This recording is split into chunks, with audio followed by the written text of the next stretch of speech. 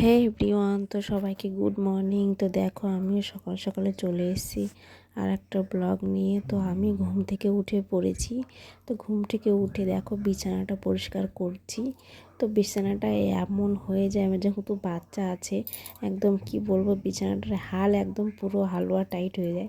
মানে বিছানাটা যে একদম গোছালো থাকবে সেটা তো থাকেই না, বরং আরও উল্টে পাল্টে একদম বিছানাটা যা ইচ্ছা তাই হয়ে যায়। তো যতই আমি বিছানা গুছাই না কেন, কিন্তু বাচ্চাটা এমন বাচ্চা, এত দুষ্টু বাচ্চা, বিছানা তো ঠিক রাখবেই না। তো দিনের বেলা কত দিনে যে কতবার এরকম বিছানা গোছাতে হয় তবু ঠিক নেই। তাই তোমাদের সাথে আজকে শেয়ার করলাম। দেখো বিছানাটা গুছিয়ে ফেললাম। তো বিছানা গোছাতে অনেক টাইম লেগে যায়, যেহেতু শীতকাল আর বিছানা থেকে অনেক কিছু থাকে, ব্ল্যাঙ্কেট, লেপ, সব যা আছে, কাঁথা, কম্বল, বালিশ। কিন্তু গরমকালে একটু থাকে না, গরমকালে শুধু দুটো বালিশ হলেই যথেষ্ট।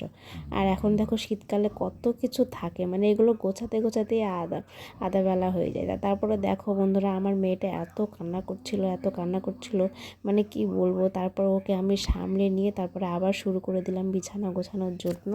বিছানা গোছাতে গোছাতে দেখো আমার একদম পুরো কমপ্লিট হয়ে গেল বিছানাটা গোছানো। তারপরে কালকে জামা কাপড়গুলো অনেকগুলো ভিজা ছিল, আর যেহেতু শীতকাল তাই জন্য পুরো মোটা মোটা যা কম্বল আছে, মানে যা আছে সব কিছু মোটা মোটা জিনিসগুলো একদম শোকাতে চায় না।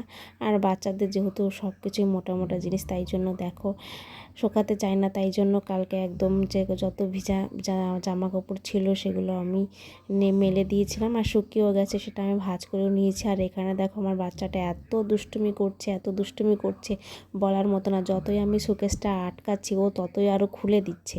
মানে এত বদমাইশ হয়েছে না আমার বাচ্চাটা, দেখো একদম পুরো বাটিটা ভেঙেই দিল।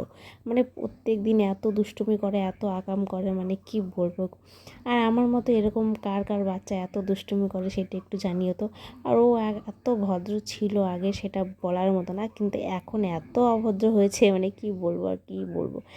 আর যত হাঁটা শিখছে আর তত দুষ্টুমি বাড়ছে। তারপরে দেখো আমি একদম সকালবেলা ঘরটার মুছে নিলাম, ঝাড় ঠাড় দিয়ে একদম মুছে নিলাম।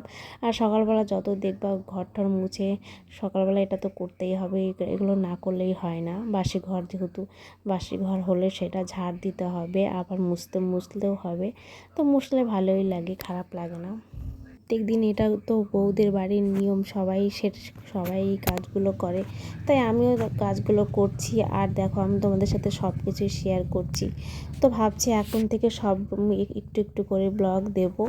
আর তোমরা আমাকে ভালোবাসা দিও একটু, যত আমিও চেষ্টা করব তোমাদেরকে সবাইকে ভালোবাসা দেওয়ার, আর তোমরাও একটু চেষ্টা করো।